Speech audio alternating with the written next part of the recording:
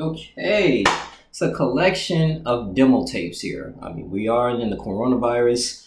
I mean, murder hornets are all on the rise. And, we just need something to we can sit down quietly, listen to, observe, maybe ride around to go into different places that maybe kind of still closed or they have drive-throughs. And you have your boy Drake. He actually came through with this mixtape. Now, this is after his fifth studio album, Scorpion. Guess you could put in Care Package, but he's gonna drop a pure album in the summer. And after listening to this project here, when I get into Deep Pockets, that was the opening intro in that song, and it reminds you of an Earl Sweatshirt song. I want to say, just remember Earl Sweatshirt. He had that song called pre, just you just open it up with pre. I'm like, okay, this I had a little dark, deep beats, sort of like grief a little bit, but this was more of him spitting that, he used to dream about the success that he's currently experiencing, and he was always remain loyal to the people that was with him from the jump. He's a multi-millionaire, and he's in this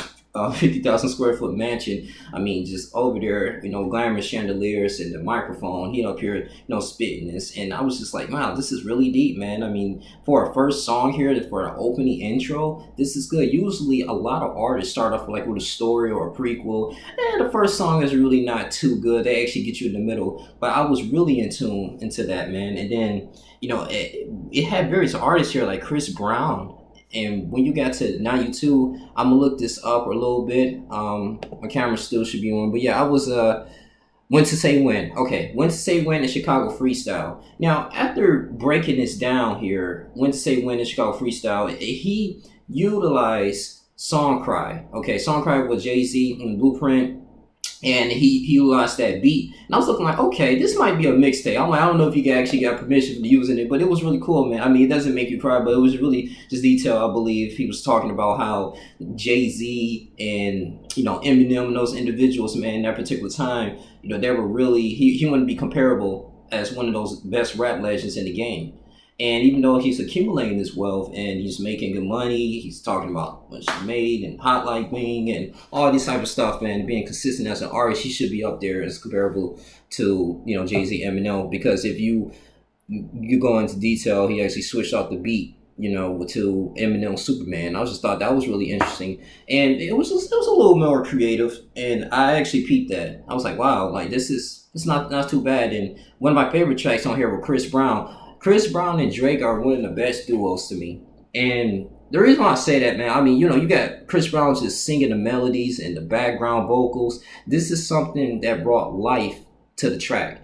And I was just like, whoa, like this is good. Like something you can really ride around to and just sit down quietly and just go into the deep in thoughts. Now you really think about, you listen to back in the past here with, if you reading this, it's too late. You listen to, 2009 Drake, Marvin's Room, all this stuff. So he'd be really deep into his feelings. And so Not You Too was really just explaining about how a woman that he was really interested in, and they dated and it just didn't work out for obvious reasons. And he was like, man, it reminds me like, don't ever think about it too much, too much, too much, too much. Like, it's one of those, it just gets you deep in your feelings. And I was just like, damn, Drake, like, for whatever reason, man, all the amount of success you have, man, I don't know what type of women you be chasing. I mean, because I be using him.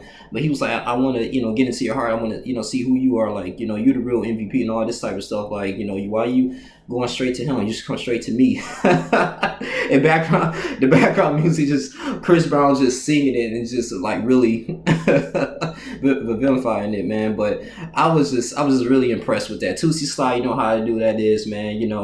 Right foot up, left foot slide, left foot up, right foot slide. Talking about the Michael Jackson of the time, man. Just really going to the description notion of doing the moonwalk. Very creative here. We get into Desires now. Desires, bro, like, it's women, man. He was like, he regretted himself from not isolating this woman because now she's been exposed into this culture and things like, okay, now I want these lifts, I want all these, expensive things, and she's not even tracking the mileages on the Bugatti. But she want him, said she don't want him, and he was like, "Damn, I could have like kept you isolated. Like we could have really had those deep conversations and intellectual conversations with one another. But you have, an agenda on your own." And this is one of the descriptive things that he really talks about. The women that he encountered in his life, is very intriguing in this point. You know, the thing is that he's multimillionaire, even though stuff went viral with him and his baby mother, so called, and he was talking about like how he, this his. I think it was one of the tracks here on this album. He was celebrating his son's birthday, so it's posted a picture of him and his baby mother, and kind of went viral. But Desires, it was interesting. When I get to Time Flies, I couldn't really deal with Time Flies. I just didn't sonically. You have to re-listen to the song. I didn't really like it too much, but I really went to detail with Landed, and Landed, and it's like, okay, yeah, he made it. Like, okay, I finally, he's just referencing as one of those illusions. Like, okay, I made it here. I landed at the airport. I reached my destination. I'm making it. I'm up here in the game. And he did. I mean, really great beat, very sonically, very aggressive. Something I was talking about led into D4L with Young Thug and Future. Now, oh man, they were good. That was good, man. And I'm not that he was Young Thug. I don't listen to Future, none of these artists, but it worked really well. I mean, the dynamics of this was really good, man. I mean, it just make you want to dance a little bit, man. So it's a Tootsie Slide track, but D4L is probably, I gotta say, one of my favorite tracks on here. Just good stick aggressiveness, man. I'm just gonna post it on the lyrics here, but it worked really well. It really worked really well, man. It was very upbeat, up tempo, something that we really needed, man. And even though like most of the nightclubs and the bars, I'm pretty sure all of them are closed in various states. Say you listen to D4L, you listen to that turn up in the crib, man. And I think this is probably one of the intentions that Drake was going here and doing for his fans, man. This is good. D4L, hands down, fire track. We get to Pain 1993, Playboy Cardi. Playboy Cardi, mumble rapper. He used to say, and you don't really put too much emphasis in his lyrics. And that's why I wasn't really looking forward to that now. But I mean, it's okay, man. I mean, they're just really going back and forth talking, and you got to think about it too. Like, Playboy Cardi, he had Pierre, and they end up making this beat here. And it was just working. It was just basically just conversation coming back and forth. So I was just like, it's okay. I know it's a hit to a lot of people, but I really couldn't mess with it. It's probably one of the two songs I really didn't care for in this project here, Time Flies and Pain 1993. But when we get to Lost, it's one of my favorites here. This really just went in detail. I don't know if Drake was talking about some particular artist that backstabbed him. I mean, we don't know which one. What artist he was talking about. It was really hard, but I mean, kind of the prequel of it. And if you actually really deeply listen to it, he's just like, man, it was an artist that he was supposed to work with, that was supposed to work with him, and as he was climbing to his success, he turned his back on him, sold his soul, and that's up working with someone else, and now he's probably having regrets, and so that's his losses because he remained loyal despite how much success that Drake had. This individual want to have his own agenda, and again backstabbed him, and the relationship so-called ended. So I believe it was really about an ex-homie, man, and and he was like, hey, like it, I'm gonna continue to move forward and do what I need to do to continuously to establish his legacy in the rap game. And the individual that backstabbed me, hey, it didn't work out for him. That's his loss, and that's that friendship. So that was pretty much that was about what you got. From Florida with Love was cool. Demons was very eccentric here. I think he had Giveon on there, if I'm not mistaken. It was foreign. That was really upbeat. That was up tempo there. Demons was good, man. Just things that he's battling with. Could be depression, anxiety, things and the stuff that comes with the wealth. Then we get into War. War was okay. That was the last track of the song. Of the project, and I didn't really have too many deep feelings with War, but I have to really say Deep Pockets. When to Say When, Chicago Freestyle, Not You Too, with Chris Brown, great. Tootsie Slide, love it, man. Just a little melodies, has to switch beats up, man. And we need more of dance songs. Yes, okay, like he really just, it's the moonwalk. He's on the Michael Jackson of this very confidently, but it's not cheesy to me, man. I mean, it's not a highlight bling, whatever, but at least he's not dancing. He's just giving you a descriptive detail on how to do the moonwalk. Okay, he's been doing that shit since the 60s and 70s. But Desires, Landed was cool. D4L, Losses. Yeah, man. I mean, it reminds you of More Life a little bit. But, thing is with More Life, I just think it was... It wasn't as aggressive as this one. I mean, this is more fun to listen to.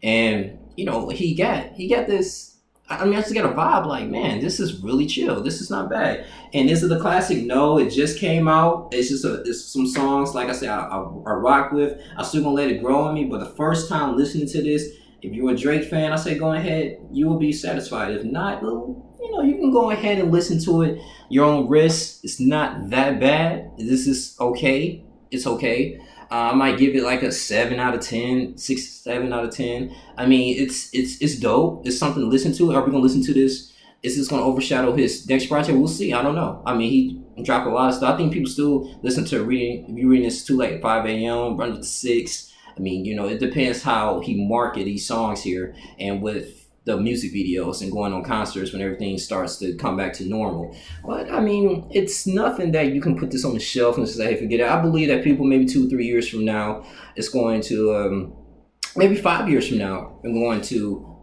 revisit this project here. Is it on some Good Kid, Mad City, Pimple Butterfly type stuff, or Earl Sweatshirt, Doris, or one of those albums that's really good?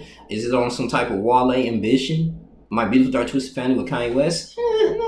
Not really, but it's a mixtape. But it's something that you can revisit it and enjoy. I feel like it's a summer cookout. But I think this is like a fun project, man. This is something good, and just basically he has to always do an updated status of his life, and that's one of the main reasons why Drake is doing these things. He always gets into films about women. I don't want it to get dry. Like, all right, man, because he tried in More Life about the whole Jamaican accent, just experiencing these different audio configurations here, man. But I say, man, it's okay. It's cool. You're coming from a genuinely humble perspective, but you're rich. So it's like, we only can relate to you maybe because of the women, or maybe because people backstabbing you. So I don't know if he's gonna. Hope you don't run off that creativity. I just think that for him to continuously to be relevant in the game, he's gonna have to continuously make these songs like Tootsie Slide, stuff that coming on the radio. And some people may say he's a culture vulture. It is what it is, though. But I just think that he came a long way. Came from Degrassi, still putting on his loyalty and the aspects and his quality of his life, and he's expressing that in the songs and the music. I think that's going to keep him relevant, and he's still becoming on #1 on the billboards. But if people gonna get tired of listening, I don't think so. I mean, he always got Drake fans from everywhere, so people will be promoting his stuff. But I give this like a 6 out of 10. It's decent. This is one of my reviews. I normally don't do music reviews, or album reviews, but it's okay. I think it's decent, man. It's decent to a lot of things that's out here. So, and another thing is on Twitter, people just stating that Drake is sexist. I'm like, what? What are you talking about? Because he was trending #1 and on the billboards, and he surpassed Doja the Cat and other individuals, man. I'm like, hey, I mean, he's the god. I mean, of this rap game, he close to it. And so it is what it is, man. So I'm not even coming to just say it from a Drake fan's point of view, but I'm just saying, like, this is something that I thought you can vibe to. It is what it is, man. Cook and do dishes with. So, but yeah, this is your boy Only Junior, man. You guys continue to like, comment, subscribe. Thank you. I'm out. Deuces.